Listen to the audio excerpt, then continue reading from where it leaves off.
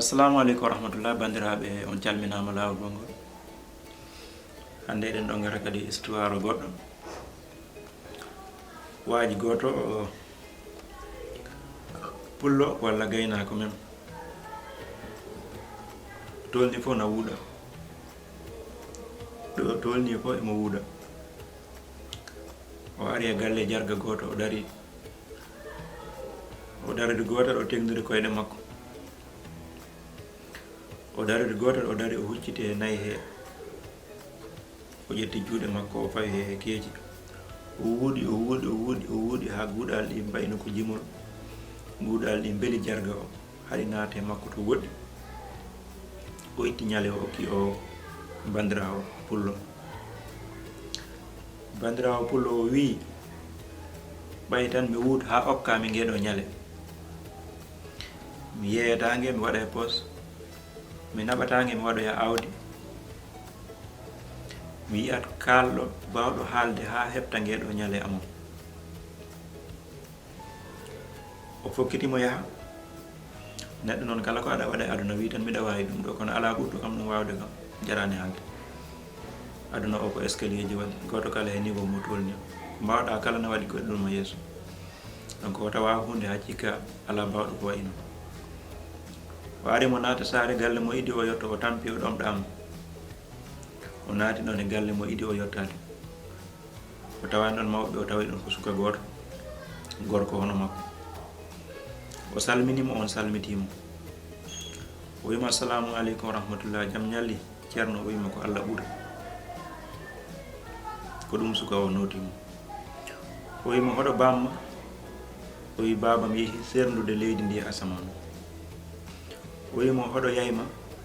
O wi yam yeehi ɓeydoyde ngari.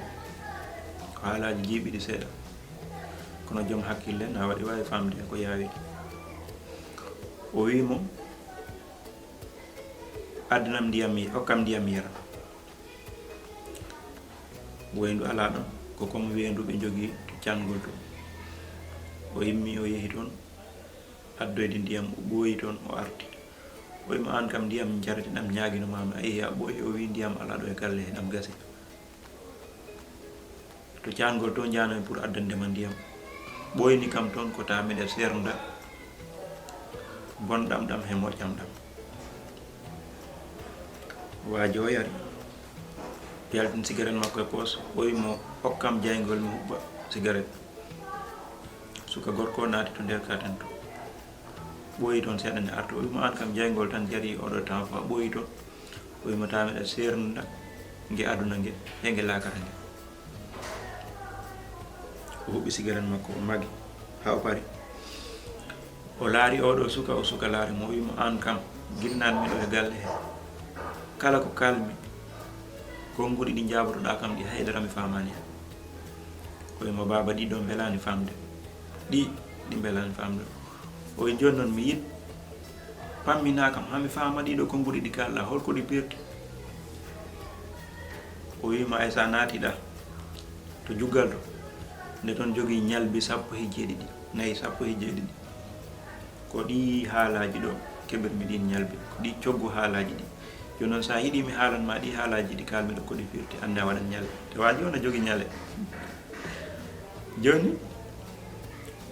O wima wawa kam ɗi haalantami waɗan ñalam. O wima il faut mbaɗa ñale ma puɗɗoma ɗi firtande. O wi mi nani no mawɗo goto no wiya de gandal ɓuuri jawde, saabu sa dañi jawdi anda no jogori ala gandal a jogota ko. Donc jawdi ñale nge joguimi nge hande mi soodidingue gandal. O wima jaɓi wadde ñale? O wi mi jaɓi wadde ñalam nge pour kalna kam ɗi ka haala ka Allah holko ka firti. O wi fan mi nodda babam o wona seeɗe. O ɓe noddi bammakko o salmodiri on koɗo. O wimo oɗo waɗi ñale makko nge pour mi haalanamo ka haala kalmi holko ka firti. Joni mi jiɗ gona seeɗe amen baba. O wi bisimilla. ɓe jooɗi kamɓe tato fof. O wimo lamdam. O wi mi ari ɗo calminmami mbiɗa kam Allah ɓuuri, holko ɗum firti? O wi Allah ɓuuri kay saabu Allah tagɗo o jinnaɓo tagi babam he nenam haɓe jibini kam ha ponmi no ponmini ha mbawɗa kam tawɗo o mi calmina kam mi jaɓmo sa weltanima kam ne ko Allah ɓurɗa foti weltanade. ɗum ko haala firti. O wimo mi nelima ndiyam yaw kam yara jaaɗa ɓoyɗa to cangol to. O wita miɗa sernda, gartuɗa namdimami mbiɗa kam aɗa sernda bonɗam ɗam he moƴƴam ɗam, ndiyam na waɗi bonɗam he moƴƴam? O wi ahan. O wi immorɗam ɗam to dow yani he leydi, nde ɗam immoto to dow ɗam jippo he leydi ko laaɓɗam tos wonno.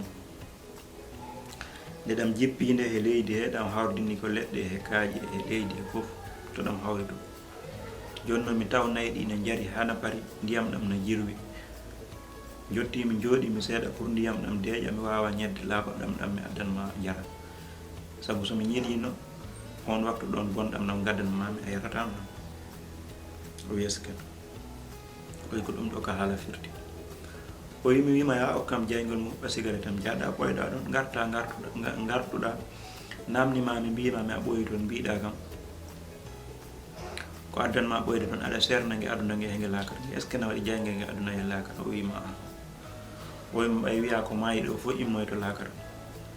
Nde jammi taw leɗɗe ɗe kuɓɓe ha royti, ndondi ndi nata dow ko il faut mi puusa ndondi ndi mi wawa hebde julɓe ɗe to less ɗe goni, julɓe baɗɗe ɗe jaygol to less goni, mi addanma ɗen ɗon. somi yettinoma tan nokkumi ndondi ndi gaddumi a wawata ɗum cigarette. Kono ndondi ndi sa yittumini ndin ko lakara hande, jayge ge noon nayi aduna ɓe ge no wurda. Somo ñifi nge wonti nge lakara, ɓay wiya ko maayi fof immoy to ñande lakara.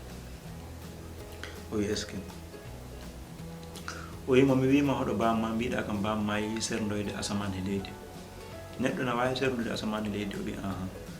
Allah waɗi babam ko julɗo, ko neɗɗo mawɗo, kadi ko kellifaɗo, ko baɗaɗo respecté e tunde he.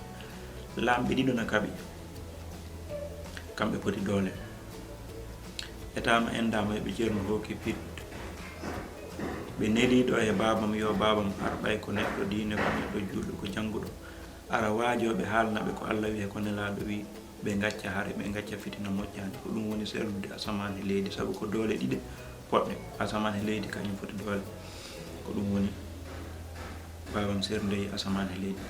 O wi mi lamdimama hoɗo yeyma, mbiɗa yeyma yeehi ɓeydoyde ngari. O wi ahan. Yayam immi ɗo ko subaka law, ɓay eɓe dañi kewo janggo. O yeehi koto salo to fewnoyde hoore makko e yeeso makko.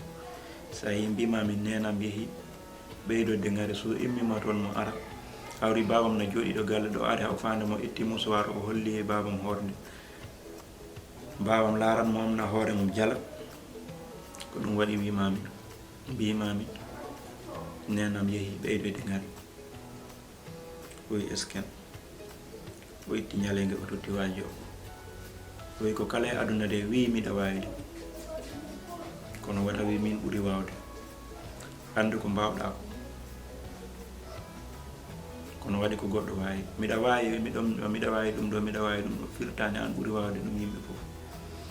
Ko kala wattu hen hakkille, hunde kala garda hen seesa. On calminama bandiraɓam. Assalamu aleykum wa rahmatullahi taala wa barakatuh.